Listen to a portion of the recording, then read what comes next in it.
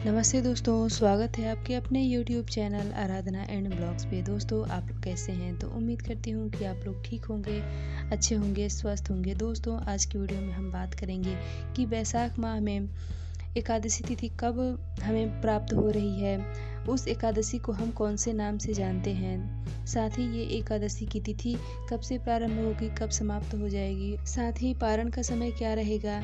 और साथ ही दोस्तों, इस एकादशी पर जो है हमें शुभ 3 योग हमें प्राप्त हो रहा है। तो वो कौन कौन सा शुभ 3 योग है जो कि हम इस वीडियो में जानेंगे। तो चलिए दोस्तों, वीडियो को शुरू करते हैं और जान लेते हैं एक एक करके सारी बातों को।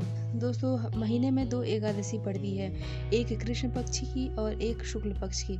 तो दोस्तों, चाहे वो कृष्ण पक्ष की एकादशी हो या फिर शुक्ल पक्ष की एकादशी हो, दोनों एकादशी जो है वो भगवान विष्णु को समर्पित होता है। उस दिन हम भगवान विष्णु के स्वरूप की पूजा पाठ करते हैं।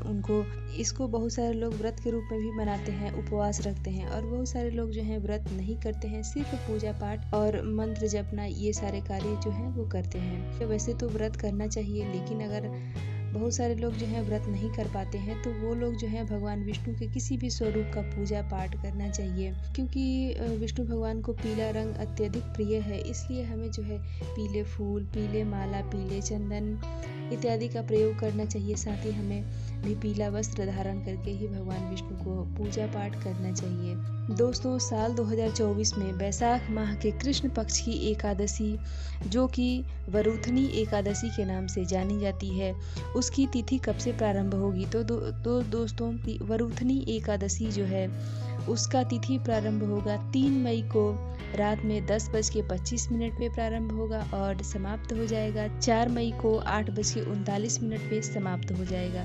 तो दोस्तों, इस तरह से उदय तिथि को ध्यान में रखते हुए इस तरह से एकादशी तिथि का शुभ योग जो है वो कब बन रहा है। तो दोस्तों, एकादशी तिथि का शुभ योग बन रहा है 4 मई 2024 को। दिन होगा उस दिन शनिवार। तो दोस्तों, अगर आप व्रत करते हैं तो भी, व्रत नहीं करते हैं तो भी, अगर आपको बाल धो के स्नान करना है तो आप एक दिन पहले ही बाल धो के स्नान कर ले, क्योंकि विशेष तिथि पे हम औरतों को बाल नहीं धोना चाहिए अपना।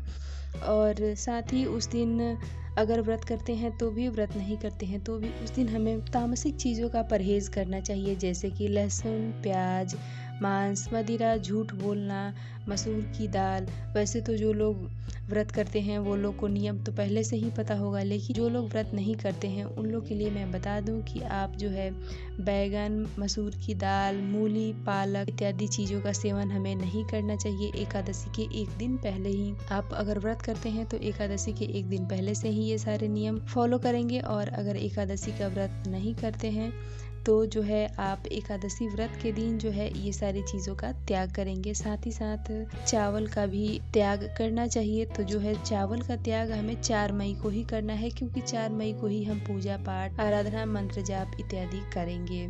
और दोस्तों, विशेष रूप से हमें इस दिन, आज के दिन हवन भी ज़रूर करना चाहिए। किसी भी एकादशी तिथि पे हमें माता तुलसी की पूजन नहीं करना चाहिए। माता तुलसी की ऐसा मान्यता है दोस्तों कि माता तुलसी भी प्रत्येक एकादशी का व्रत वो भी करती हैं, रखती हैं। तो इसलिए दोस्तों, हमें एकादशी तिथि पे तुलसी माता को नहीं स्पर्श नहीं करना चाहिए, साथ ही उनमें जल भी नहीं सींचना चाहिए और भोग भी समर्पित नहीं करना चाहिए। आप चाहें तो दूर से ही धूप दीप दिखा लें, दूर से ही हमें प्रणाम कर लेना चाहिए।